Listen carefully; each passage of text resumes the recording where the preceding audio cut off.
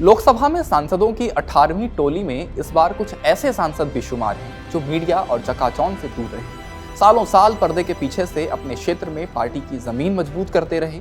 इन नेताओं ने ground zero से दिल्ली तक की यात्रा तय कर लोगों का ध्यान अपनी ओर खींचा है। तो चलिए इंडिया टुडे मैगजीन के विशेष अंक में छपी स्टोरी के जरिए जानते हैं छुपे रुस्तम नेताओं के बारे में जो 2024 का लोकसभा चुनाव जीतकर संसद की कुर्सी पर बैठ गए हैं।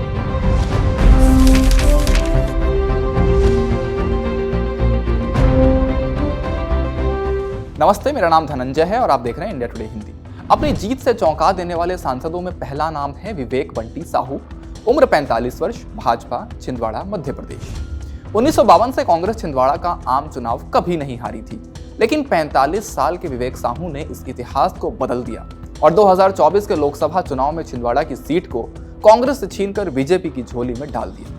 कांग्रेस के दिग्गज नेता और पूर्व मुख्यमंत्री कमलनाथ के गढ़ में उनके बेटे और मौजूदा सांसद नकुलनाथ को साहू ने 1,10,000 से भी ज्यादा वोटों से हराया। बीकॉम फर्स्ट ईयर तक पढ़े साहू उर्फ बंटी ने नवंबर 2023 में कमलनाथ के खिलाफ छिंदवाड़ा से विधानसभा का चुनाव लड़ा और हार गए थे। फिर भी बीजेपी ने छिंदवाड़ा के अपने इस जिला प्रमुख पर भरोसा बनाए रखा और उन्हें लोकसभा का टिकट दिया। दूसरा नाम है बापी हल्दर, उम्र 37 वर्ष, तृणमूल कांग्रेस, मथुरापुर, पश्चिम बंगाल। नदी किनारे बसे मथुरापुर को मछली पालक परिवार से आने वाले 37 साल के बापी हल्दर के रूप में नया सांसद मिल गया है। साल 1998 में टीएमसी की शुरुआत से ही हल्दर इस पार्टी से जुड़े रहे हैं। अलबत्ता अपना चुनावी सफर उन्होंने साल 2013 से शुरू किया, जब वे स्थानीय ग्राम पंचायत में चुने गए। साल 2015 में वे पंचायत प्रधान बने और उन्होंने अपनी सीट साल 2018 में भी जीती। अपने निकटतम प्रतिद्वंदी बीजेपी के अशोक पुरकायत पर जीत दर्ज करने के बाद हल्दर ने कहा, ममता बनर्जी ने इस बात को साबित कर दिया कि हमारी पार्टी में अगर कोई लोगों के लिए लड़ता है, उनके लिए काम करता है, तो मेरे जैसे जमीनी कार्यकर्ता भी सांसद बन सकते हैं। तीसरा नाम कैप्टन वरियतो फर्नांडिस, उम्र 55 वर्ष, कांग्रेस, दक्षिण गोवा। असल में कांग्रेस की गोवा इकाई तकरीबन अमीबा की तरह टूटती बढ़ती रही थी। पूर्व मुख्यमंत्री दिगंबर कामत और माइकल लोबो सरीखे दिग्गज नेता बीजेपी के पाले में चले गए। ऐसे में कांग्रेस के लिए दक्षिण गोवा सीट को बनाए रखना बेहद जरूरी था। पार्टी ने वहां से 78 साल के सांसद फ्रांसिस्को सरदिन्हो का टिकट काटकर भारतीय नौसेना के अफसर से एक्टिविस्ट बने कैप्टन विरियातो फर्नांडिस को उम्मीदवार बनाया। नौसैन्य इंजीनियर होने के नाते फर्नांडिस 1999 के कारगिल युद्ध के दौरान सैन्य लामबंदी का हिस्सा थे। वे उस ऑपरेशन तलवार का भी हिस्सा थे जिसका मकसद पाकिस्तान के व्यापार रास्तों को बंद करना था। पहले ही सेवानिवृत्ति ले लेने के बाद वे गोएंचो आवाज नामक एनजीओ से जुड़े और बाद में कांग्रेस में आ गए। 2022 में वे डोबोलिम विधानसभा सीट से हार गए। अब वो बीजेपी की पल्लवी डेम्पो को हराकर संसद पहुंचे हैं। उनकी जीत में रोमन कैथोलिक के समर्थन का बड़ा रोल है। फर्नांडिस बैडमिंटन के खिलाड़ी भी हैं। चौथा नाम है मंजू शर्मा, उम्र 64 वर्ष, बीजेपी, जयपुर, राजस्थान। हवा महल विधानसभा क्षेत्र की नुमाइंदगी मंजू शर्मा के पिता भंवरलाल शर्मा ने 1977 से 1998 तक लगातार 6 बार की थी। 2008 में मंजू यह सीट महज 580 वोटों से हार गईं। कनौडिया कॉलेज से पोस्ट ग्रेजुएट मंजू का ज्वेलरी का कारोबार था। वो पार्टी के कुछ पदों पर रहीं और बीजेपी के लिए सुरक्षित मानी जाने वाली जयपुर सीट से सांसद रामचरण बोहरा की जगह उम्मीदवार बनाया गया। इत्तेफाकन राजस्थान के मुख्यमंत्री भजनलाल शर्मा, डिप्टी सीएम दिया कुमारी और प्रेमचंद बेरवा से ये सभी जिन विधानसभा क्षेत्रों की नुमाइंदगी करते हैं वे इसी संसदीय क्षेत्र से हैं। मंजू ने कांग्रेस के पूर्व परिवहन मंत्री प्रताप सिंह खाचरियावास को 3 लाख से ज्यादा वोटों से हराया। पांचवा नाम है कैप्टन ब्रिजेश चौटा, उम्र 42 साल, बीजेपी, दक्षिण कन्नड़, कर्नाटक। राजनीति में आने से पहले चौटा ने भारतीय सेना में 8 साल सेवा दी। वहां वो 8 गोरखा राइफल्स में थे। पहले ही सेवानिवृत्त हो जाने के बाद उनका लक्ष्य नीति निर्माण और प्रशासन से जुड़ना था। संघ से जुड़े परिवार से आने वाले चौटा ने 2013 में बीजेपी के यूथ विंग भारतीय जनता युवा मोर्चा का दामन थामा और 2023 में पार्टी की कर्नाटक इकाई के राज्य सचिव बने।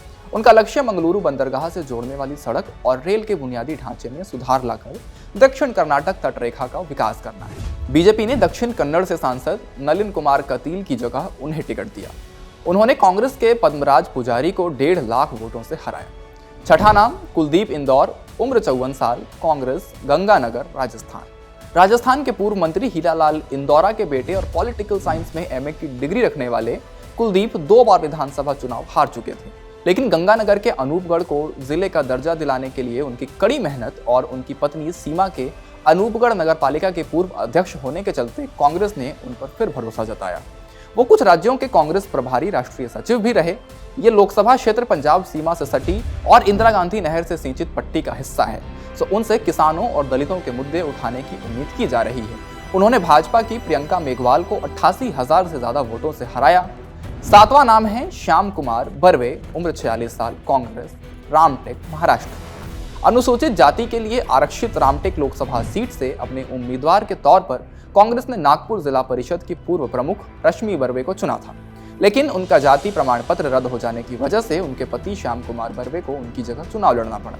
बर्वे दंपति कांग्रेस के पूर्व मंत्री सुनील केदार के समर्थक हैं। कोयला खनिक के बेटे श्याम कुमार भंडारा जिले के कंदरी गांव के उप सरपंच थे। 8वां नाम है आशीष दुबे, उम्र 54 साल, बीजेपी, जबलपुर, मध्य प्रदेश। जबलपुर लोकसभा सीट से बीजेपी ने जब आशीष दुबे को उम्मीदवार घोषित किया तो लोगों का रिएक्शन यह था कि योग्य कार्यकर्ता को पुरस्कार दिया गया है। दुबे कटंगी पाटन इलाके के जमींदार परिवार से हैं। वो बीजेपी में संगठन के कई पदों पर रहे हैं और फिलहाल पार्टी के राज्य महामंत्री हैं। 2023 के विधानसभा चुनाव से पहले जबलपुर के एक विधानसभा क्षेत्र के लिए भी दुबे का नाम चर्चा में था। लोकसभा चुनाव 2024 में उन्होंने कांग्रेस के दिनेश यादव को 4,80,000 वोटों से हराया। उनके पास बीकॉम और लॉ की डिग्री है। 9वां नाम विजय लक्ष्मी देवी, उम्र 61 वर्ष, जेडीयू, सीवान, बिहार। जेडीयू के पूर्व विधायक रमेश सिंह कुशवाहा की पत्नी विजय लक्ष्मी देवी नीतीश कुमार के चर्चित कुर्मी कुशवाहा या लवकुश समीकरण की नुमाइंदगी करती हैं।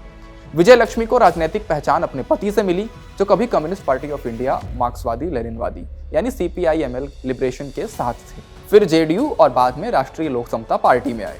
रमेश मार्च में फिर से जेडीयू में आ गए। विजय लक्ष्मी सीवान से निर्दलीय उम्मीदवार और पूर्व सांसद मोहम्मद शहाबुद्दीन की पत्नी हिना शहाब की मुश्किल चुनौती पर फतह हासिल करके लोकसभा पहुंची। इस लिस्ट में 10वां नाम है बिजुली कालिता मेधी, उम्र 45 वर्ष, बीजेपी, गुवाहाटी, असम। मेधी ने अपना करियर बीजेपी की जमीनी कार्यकर्ता के तौर पर शुरू किया और उनके पास कोई सियासी विरासत नहीं थी। पार्टी ने अचानक उन्हें गुवाहाटी की प्रतिष्ठित सीट के लिए चुन लिया और वो भी मौजूदा सांसद कीन ओझा का टिकट काटकर। गुवाहाटी यूनिवर्सिटी से पोस्ट ग्रेजुएट मेधी बीजेपी की महिला मोर्चा की पूर्व अध्यक्ष और पार्टी की असम इकाई की उपाध्यक्ष हैं। उन्होंने 2018 में बीजेपी से पाला बदलकर कांग्रेस में गई तेज तर्रार नेता मीरा बोरठाकुर गोस्वामी को 2.5 लाख वोटों के अंतर से हराया। सांसदों की इस लिस्ट में आखिरी नाम है कालीचरण सिंह, उम्र 62 वर्ष, भाजपा, चतरा, झारखंड। कालीचरण सिंह ने BSc और B.Ed कर रखी है और वो कभी सरकारी स्कूल में मैथ्स पढ़ाते थे।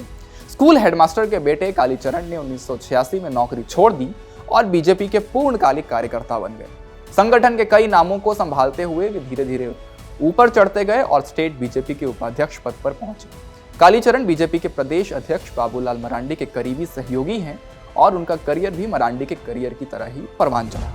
इससे पहले उन्होंने कोई चुनाव नहीं लड़ा था। बीजेपी ने चतरा से अपने मौजूदा सांसद सुनील कुमार को हटाकर कालीचरण को मैदान में उतारा। कालीचरण ने अपने नजदीकी प्रतिद्वंदी कांग्रेस के कृष्णानंद त्रिपाठी को करीब 2.25 लाख वोटों के अंतर से हराया। इस वीडियो में इतना ही, शुक्रिया। इसी तरह की तसल्ली से भरी हुई एक्सक्लूसिव रिपोर्ट्स देखने के लिए सब्सक्राइब करें इंडिया टुडे हिंदी का YouTube चैनल और बेल आइकन जरूर प्रेस करें ताकि वीडियो अपलोड होते ही आपको खबर हो जाए।